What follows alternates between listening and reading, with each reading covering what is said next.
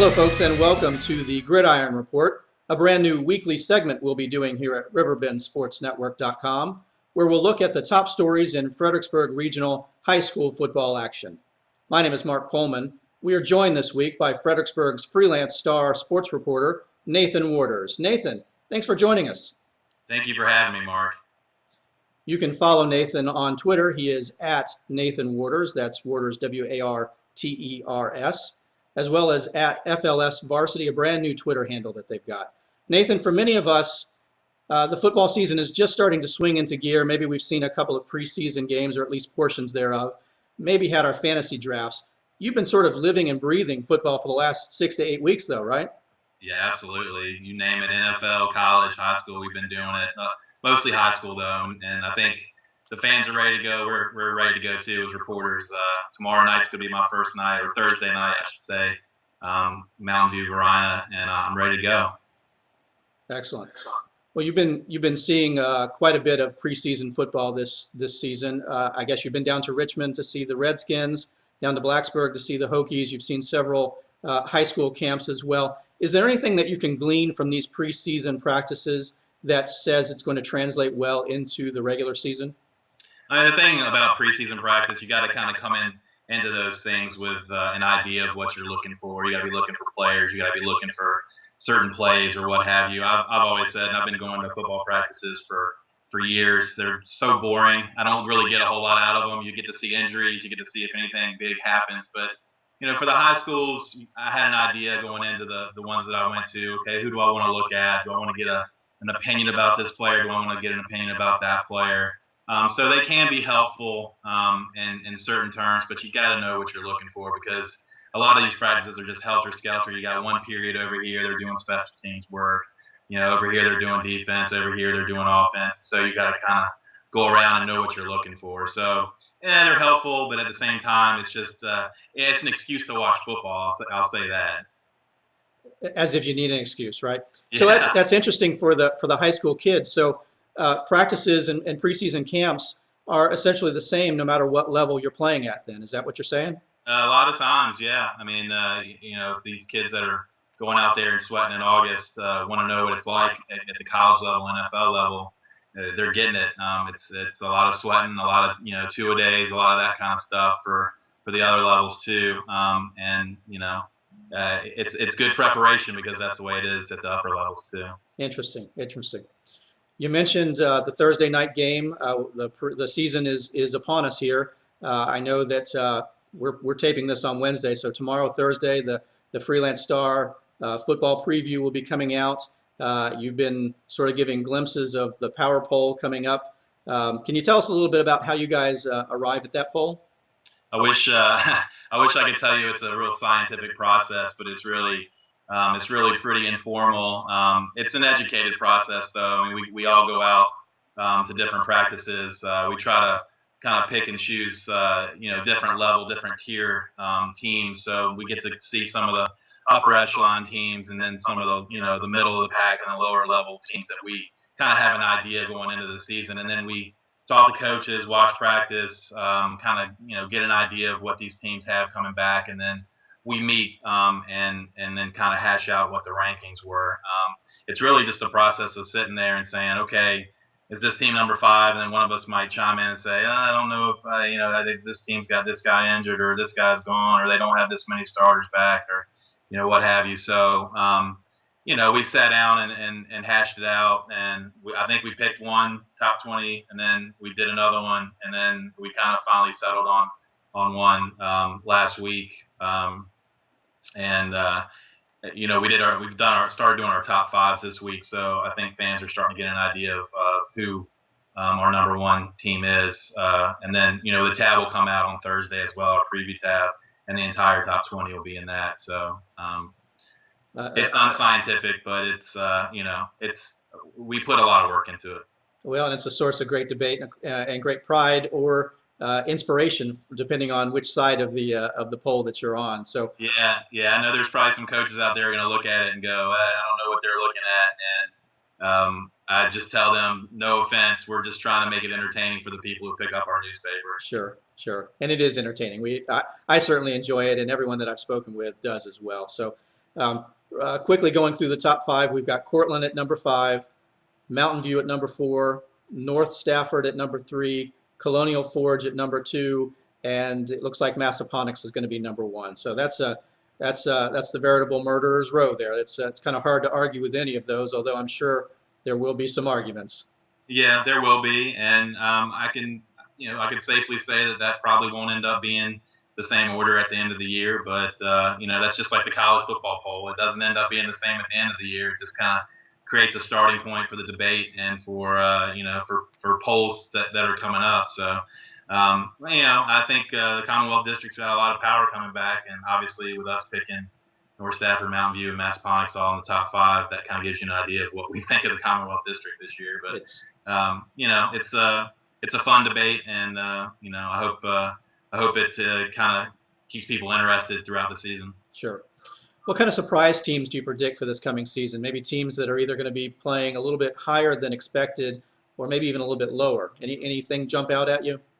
I think a team that could really, I won't say sneak up because they've been pretty good the last few years. King George, they've kind of taken the next level each year the last 3 years, and they went 9-3 last year. I think they lost all 3 of their games by a touchdown or less. That could be a team to look out for. They might be a contender there in the battlefield. They might be a contender, in the region and the state as well, especially with this new classification that they've got going on. So that might be a team that people might want to look out for.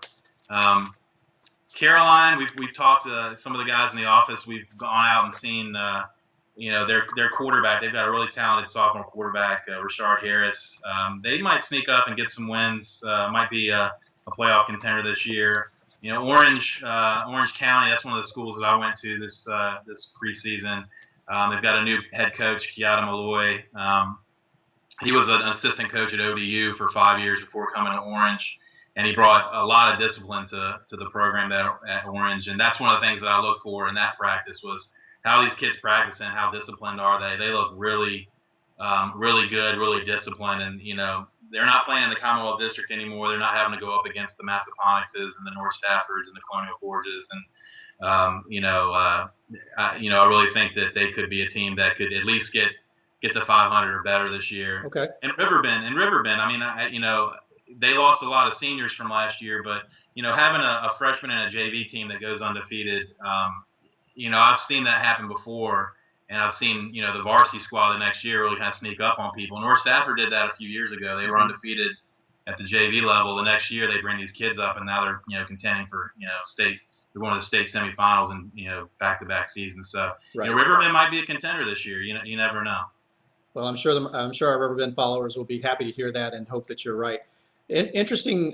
You mentioned a couple of teams and pointed out the quarterbacks. You've seen some pretty impressive quarterbacks already this preseason. Of course, we've got RG3 with the Redskins. Logan Thomas, Virginia Tech has some high hopes for, and hopefully he'll bounce back from a subpar junior season.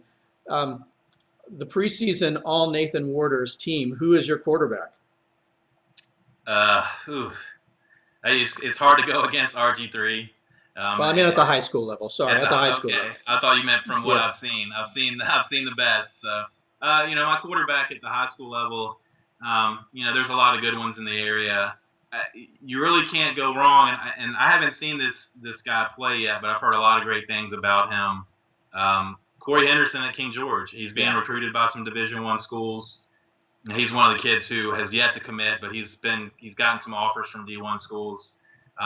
He's a middle linebacker as well. I think that's probably where he projects at the next level. Right. But I'm really, I'm kind of anxious to see what he does this year. I think he could be a real factor there. At the high school level. I would put him as my first team quarterback, and I know there's others. Damon Daniel at Colonial Forge. Elijah Burris at Mountain View. There's a lot of good quarterbacks out there. But I think Corey Henderson's probably my first teamer. Okay, great. What about other individual players that you think are going to step up? Who's getting attention at the next level, at the collegiate level? Well, at the next level, I'm really anxious to see this guy. Benny Mahota has already committed to Virginia Tech. He actually committed 2 years ago. Yeah. 2 springs ago, I should say. and he is just a bulldozer there on the defensive line. I'm really anxious to see him. He's already committed to Tech, as I said, and his line mate, nose tackle Steve Sobchak, committed to JMU. Chancellor's got a kid, Stephen Moss, who's committed to UVA. He's an offensive lineman. He's a pretty high caliber player from what I've heard. I've not seen him play either. You have to remember, I've only been here for less than a year, so I've only seen so many of these guys play. Henderson's a guy. He's getting some looks. I think I was looking at recent rankings on 247sports.com, one of the preseason or one of the recruiting websites, and they've got him in their top 40 in the state for next year in terms of recruiting rankings. So he could be a guy that gets some offers, after this year or during this year, depending on how he performs, I would assume. Colonial Forge has got some guys. Daniel Zagwu, their tight end. He's also a safety linebacker type. He could be getting some D1 looks. I'm excited to see him. They also have Greg Jennings, one of their receivers, one of their defensive backs, who's probably going to get some looks there. North Stafford's got a few kids. Jaywan Horton, defensive end. He was a monster last year. I got to see him a few times. He was one of the guys who really stood out to me on their defensive line. And then Joey Sly is a linebacker for North Stafford. I don't know how he projects as a linebacker at the next level, but he's a really good kicker. And from talking to his dad, he's gone to the camps and stuff like that. And a lot of the coaches have been really impressed by him, including Steve Spurrier and Frank Beamer. So you could see him going to the D1 level as a kicker. He's got a leg that you just can't believe. You see him kick, and it's like you don't see that in a high school. I have not seen that in a high school athlete before. Yeah, it's pretty rare. I remember I've seen some kids in high school really, really booted. I think, Dustin Keys, I don't know if anybody remembers him from back in the day at Brook Point. When I was here a few years back, I saw him kick, and he booted like a 40-yard field goal, and I hadn't seen anything like that before. But Sly's up there. He's got a leg, so I would be looking out for him at the next level as well. Excellent. Well, we certainly look forward to I think I'm going to get a chance to see many of those, and I'm sure the kids like to hear you point them out, as do the fans. So that's great, and hopefully it's going to be a great season. It looks like it's going to be a big week one, though. Who are you looking forward to seeing? And there's some pretty big matchups in opening week. It's like a dream weekend. I think in terms of games, it'll be hard to match this one throughout the year. Like I said, I'm going to Varina on Thursday to see Mountain View play those guys. A couple region runners up from the last two years, or last year, I'm sorry. And Varina's pretty stout. Mountain View's got a lot of skill, so that's going to be a very interesting game. Briarwood's three-time state champion. Briarwood's comes down and plays Brook Point. Brook Point's got a lot of kids in the program, got a lot of talent. They'll get tested pretty quickly because Briarwood's is pretty stout. This will be the first of 3 games that Briarwoods plays against local teams. So fans around this area will probably get their fill of Briarwoods. I'm interested to see that Riverbend Chancellor game. A county rivalry. I think both teams obviously have playoff aspirations. Will be kind of a litmus test early for both teams, kind of see where they are, especially Riverbend. I know Riverbend wants to see how they stack up against Chancellor, and this will be a good opportunity to kind of see where they are early in the year. Colonial Forge hosts Highland Springs. Highland Springs lost 1 game last year, and Colonial Forge was the region runner-up last year as well. So, and then there's Massaponax at Cortland. I think that game's actually being played at Riverbend. Right. Playing a county rivalry like just like Riverbend and Chancellor, playing a game like that early. There's a lot of spirit, a lot of intensity when you go up against a team from the county, especially one that in a series that has the history that one does. So that'll be a really interesting matchup. So pick your poison. I know there's a lot of games to choose from, and fans will have plenty of options this weekend.